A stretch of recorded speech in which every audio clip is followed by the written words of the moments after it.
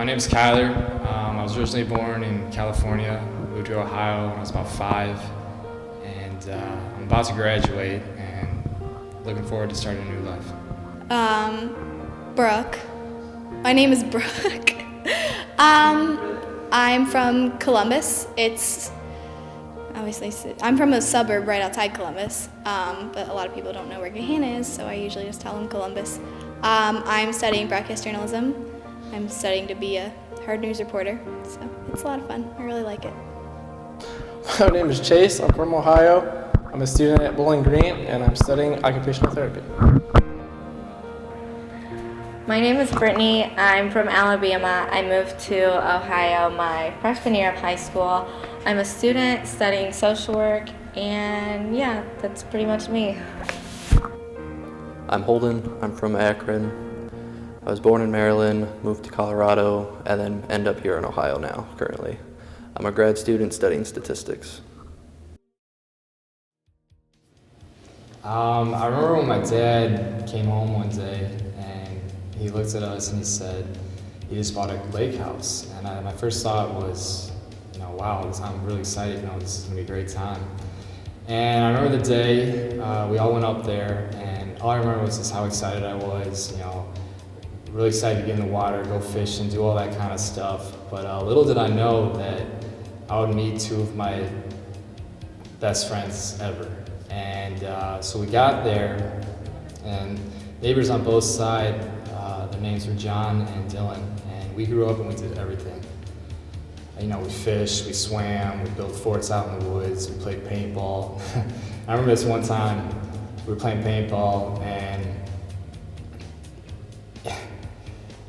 we really got into it, and I saw my buddy, and he popped his head out like an idiot, and I hit him right in the face, and it was just hilarious. A lot of people might not think that's that funny, but that was something that always kept us close together, and we always just talked about that. So my last relationship lasted 2-ish years. I can remember it was for an anniversary. We went horseback riding at some exhibit out in rural Ohio. And we got to horseback ride around all the exhibits, and we got to see all the land that place had, and it was a lot of fun. One of my favorite memories as a kid probably was when I was in junior high. I had a really close group of friends. We did everything together. Remember this one time we went to the junkyard and just hanging out there. That was probably one of my favorite memories. I remember my happiest memory as a child. I was about 5 years old, and it was Christmas morning. It was just so exciting because there were presents underneath the tree, and the tree was just so pretty and lit up, and it was the prettiest thing I've ever seen. And it was literally something that was just out of a movie. It was perfect. And then it was just me, my mom, and my dad. We were so happy. We were together as a family. It was just great. It was great. It's one of my happiest memories ever. I just remember thinking, it couldn't get any better than this. One of my favorite memories since moving to Ohio was probably one of the times when we had a big family reunion where we got to see my aunts, my uncles, my cousins, grandparents, basically my whole mom's side of the family, and we basically just did what we did usually, just sat around, told jokes, memories, and shot the breeze with them. It's my most memorable memory because I'm very close with my grandma and my great aunt, and seeing them both together was just probably the best thing ever.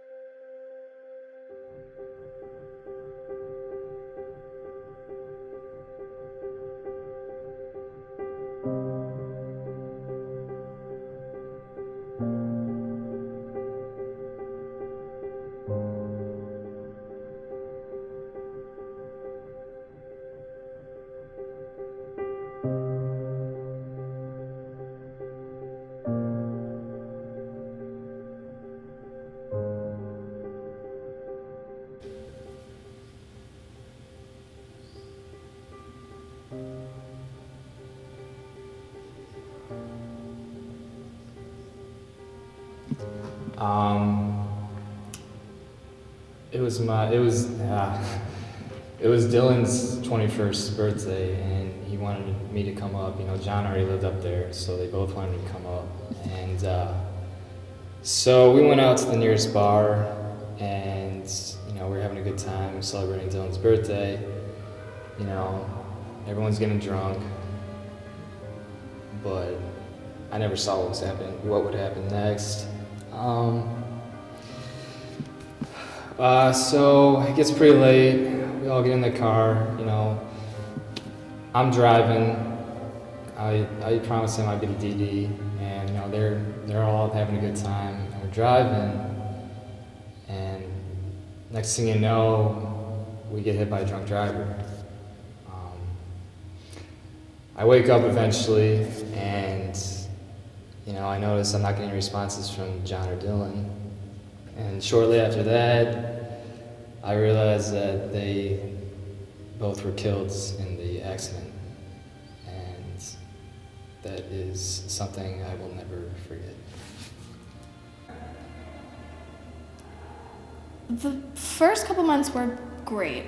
It was fun, and I wanted to spend all my time with him, and I really thought, you know, it was gonna last a lifetime. And I know that sounds really stupid, but I did. And after the first couple months, you know, the honeymoon phase is over and things start to settle down, and it really started to get rough. He had severe anger issues. His dad had severe anger issues. He would just get really mad at really little things and really couldn't control the anger in a healthy way. You know, there was one time where we were at a party and he thought that I was sitting on someone else's lap, and he got really mad about it for some reason, and which I guess I shouldn't have been doing that. You know, I shouldn't have led him to believe that I was doing that. But I walked outside and he followed me outside, and all of a sudden there were huge hands on my shoulders, and then I was on the ground.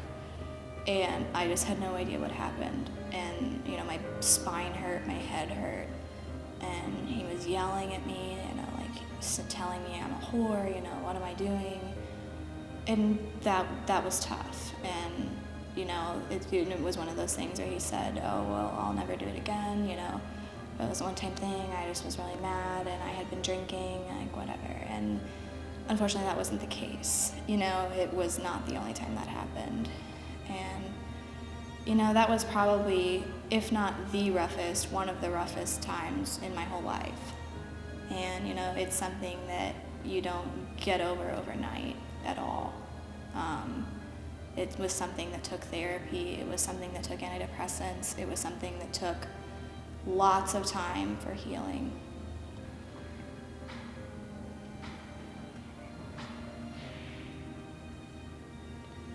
Yeah, everything changed when we went to high school. Things weren't how they used to be. All my friends, they started bullying me because they wanted to get into the cool kids. And little did they know, it affected me more than they could ever imagine. The next thing I knew, he wasn't there anymore. I remember like it was yesterday. I woke up one night and his bags were packed and he was leaving, and my mom and him were just screaming and fighting, and I didn't know what was going on. I was so confused. And my mom, she was just crying so much, and I was terrified. I thought my world was ending. I kept asking him over and over and over again if what was going on, and he wouldn't say a word to me. He wouldn't even look at me. He was there one day, and then I never saw him again. After moving here, we had only been here probably about 11 months, and I came home one day and got news that my dad had lost his job, which is never good, especially in a new state and not being there very long.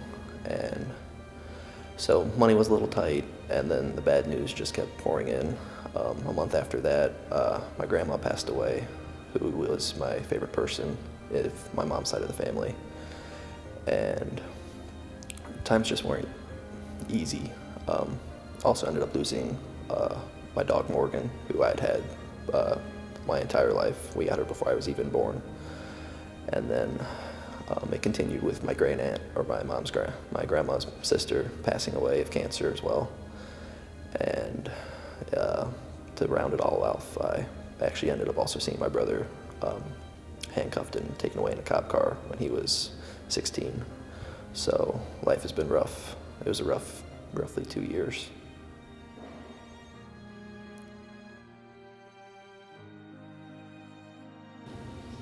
You know, a lot of people have heard this story, and a lot of them have judged me because they don't believe me. They accuse me of drinking and lying.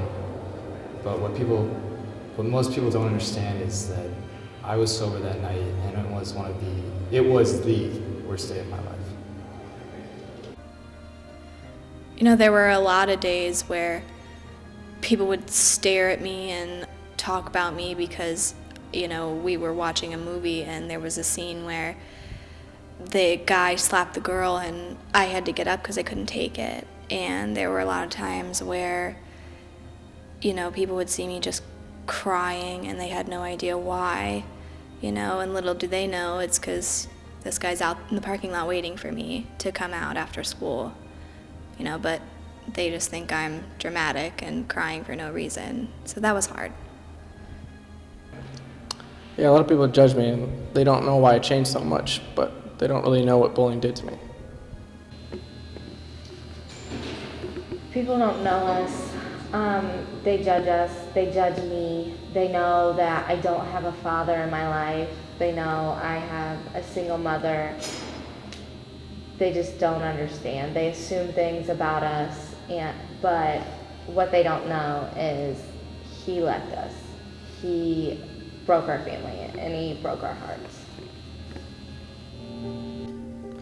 People judge me as being a big, tall man, not having feelings as well, but what they don't know is I do.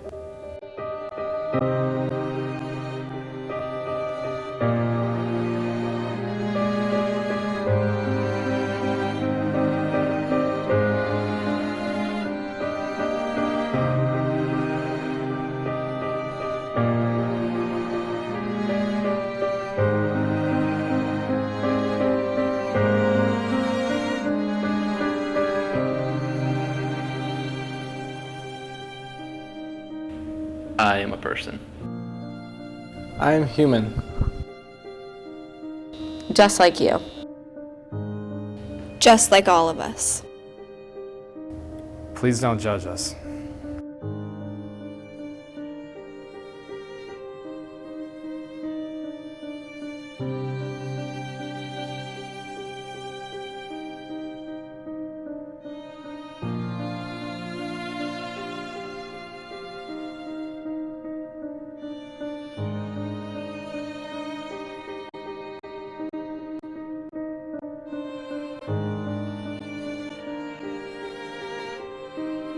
Please don't judge me. Please don't judge Don't judge me. You don't know what what I've I've been been through. through. You don't know what You don't I've know been what I've been through.